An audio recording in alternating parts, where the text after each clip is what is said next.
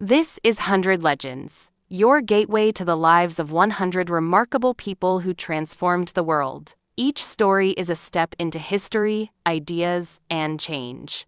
Subscribe now and join us on an unforgettable journey through time. Julius Caesar was born in Rome in 100 BC to a patrician family of ancient lineage. His family, the Julii, claimed descent from Venus through Aeneas, giving them noble prestige. At 16, he married Cornelia, daughter of Cinna, binding himself to a powerful political family. When dictator Sulla ordered him to divorce Cornelia, Caesar refused, showing rare courage against tyranny. His defiance forced him into hiding, moving from house to house until Sulla finally relented. Soon after, Caesar left Rome, beginning a journey that would expand his horizons and ambitions. In Alexandria, he studied oratory and reflected on Alexander the Great. At 20, Caesar served in Asia Minor, earning praise for bravery during the siege of Mytilene. Returning to Rome after Sulla's death, Caesar began his political career as an advocate in the courts. While traveling by sea, Caesar was captured by Cilician pirates, a turning point in his young life. Held hostage, he displayed fearless confidence, joking with his captors and demanding a higher ransom. During captivity, he wrote speeches and promised his captors he would return to punish them. After release, Caesar raised forces, returned swiftly, captured the pirates, and kept his bold vow. He had them executed as he promised, showing ruthless determination and respect. Soon after, Caesar raised troops to repel King Mithridates, proving both initiative and leadership. By his late 20s, Caesar had forged a reputation for courage, ambition, and political promise. In 69 BC, he delivered a bold funeral oration for his aunt, glorifying Rome's traditions. The same year, his wife Cornelia died, leaving him widowed yet determined to rise in politics. Appointed quaestor, he began climbing Rome's political ladder, gaining financial and administrative experience. He prosecuted corrupt governors, presenting himself as defender of Roman law and the people. In 63 BC, Caesar was elected Pontifex Maximus, the chief priest of Rome. During the Catiline conspiracy, he urged mercy for conspirators.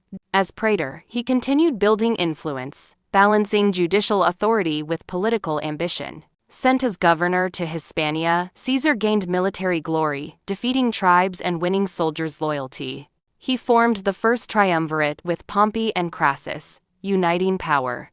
The next year, as consul, he passed land reforms and strengthened ties with the people. The triumvirate dominated Roman politics, blending Caesar's ambition, Pompey's armies, and Crassus' wealth. Senators opposed his reforms, but Caesar outmaneuvered rivals.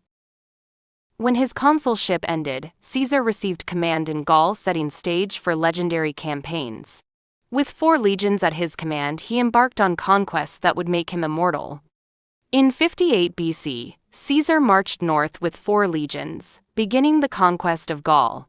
He crushed the Helvetii, forcing their tribes back, proving Roman discipline unstoppable. Next, he defeated Ariovistus and his Germanic allies, securing Rome's frontier beyond the Rhine. In 57 BC, Caesar turned against the Belgae, fierce warriors of northern Gaul. Roman engineering built fortifications that secured victories even against massive tribal coalitions. Some tribes submitted willingly, seeking Roman protection in exchange for loyalty and tribute. To intimidate Germanic tribes, he built a colossal bridge across the Rhine, then dismantled it. That year he crushed the seafaring Veneti, adapting Roman tactics for a naval war. He led the first Roman expedition to Britain, planting Rome's standard beyond the Channel. A second expedition followed in 54, though conquest of Britain would remain unfinished. In Rome, senators grew wary, fearing his military power threatened the Republic. The Nervii fought ferociously, nearly overwhelming his forces before discipline won the day. Revolts flared constantly, but Caesar's relentless resolve kept Gaul under his command. 52 BC, he besieged Vercingetorix at Alesia, building double walls to trap the Gauls. Gallic attacked fiercely, but Caesar rode among his men, holding the line firm. Vercingetorix surrendered, laying down arms, marking the decisive Roman victory in Gaul. 51 BC, Gaul was subdued, its tribes defeated, its wealth flowing into Rome. The wars brought Caesar immense wealth, hardened legions, and prestige in Rome. His enemies in the Senate demanded he disband his army before returning to Rome. At 50, Caesar faced his greatest decision: surrender, power, or march on Rome itself. In 49 BC, Caesar faced a choice: surrender command or defy the Senate. He crossed the Rubicon, declaring, "The die is cast," sparking civil war in Rome. As he advanced south, towns opened their gates. Pompey and senators fled Italy. Caesar promised mercy and stability, winning the people's trust as Rome trembled. In Greece, at Pharsalus, he faced Pompey's larger army with only veterans' loyalty. Despite being outnumbered, his veterans triumphed. Pompey fled the field in defeat. Pompey fled to Egypt but was killed upon arrival. Caesar soon entered Alexandria. There, he allied with Cleopatra, who would secure her throne and bear him a son. Street battles raged in Alexandria, yet Caesar survived and placed Cleopatra in power. He crushed Pharnaces in Asia Minor, declaring, "I came, I saw, I conquered." In North Africa, he fought Pompeian loyalists and even war elephants before victory. At Munda in Spain, he faced Pompey's sons in his final bloody battle. Though fierce, the battle ended in total victory. Caesar was master of Rome. Returning to Rome, he celebrated triumphs, parading spoils and captives before the Roman people. The Senate showered him with honors, but whispers grew that Caesar sought kingship. He hosted lavish games and distributed wealth, pleasing the people and strengthening his rule. Statues and titles exalted him, blurring the line between republican magistrate and monarch. He was Rome's undisputed ruler, celebrated by crowds, yet feared by rivals. The civil war was won, but his ambition and power unsettled Rome's ancient traditions. Caesar had conquered every foe, yet ahead lay betrayal, daggers, and the fall of a republic. In 46 BC, Caesar returned in triumph, celebrating victories from Gaul, Egypt, Africa, and Spain. The Senate granted him the title of dictator, concentrating supreme power in his hands. He enacted land reforms, granting territory to veterans and poor citizens. He restructured debts and strengthened laws, restoring financial stability to the republic. His Julian calendar reformed time itself, aligning the year with the sun's movements. He expanded the Senate to 900, filling it with loyal supporters and provincials. Caesar extended Roman citizenship, integrating Italy and the provinces into one state. He planned vast colonies, resettling citizens abroad and spreading Roman culture across the world. His generosity at banquets impressed the people but unsettled Rome's conservative elite. He claimed divine ancestry, dedicating temples to Venus and accepting honors of a living god. For the first time, his image appeared on coins, a mark of royal authority.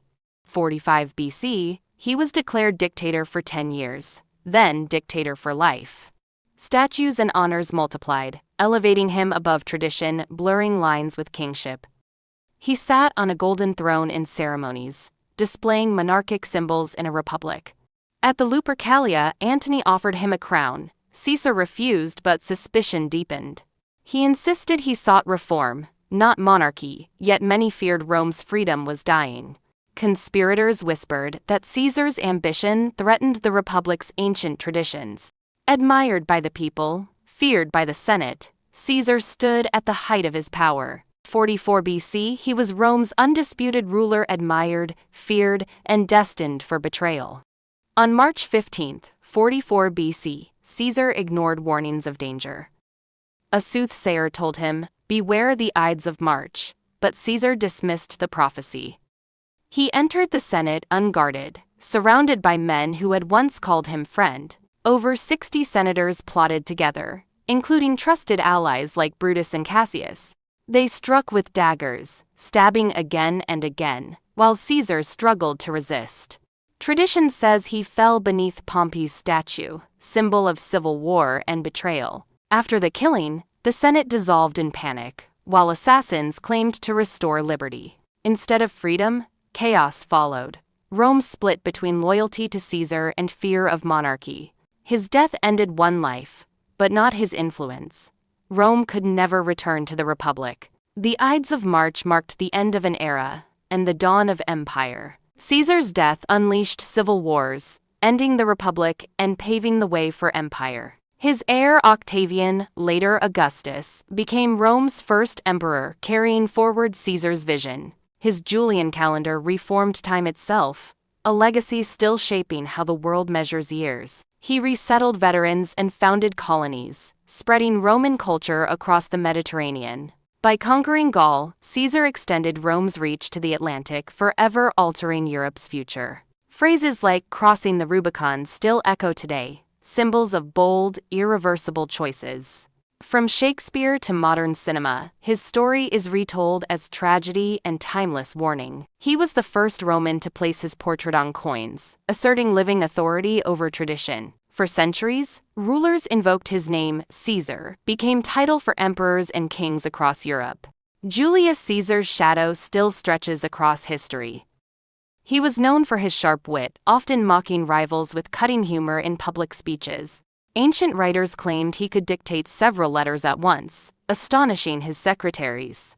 Some sources suggest he suffered epileptic seizures, though modern historians debate the condition. Despite seizures, he endured harsh campaigns, showing resilience and inspiring loyalty from his legions. He was famous for lavish banquets, entertaining Rome with feasts, games, and extravagant celebrations.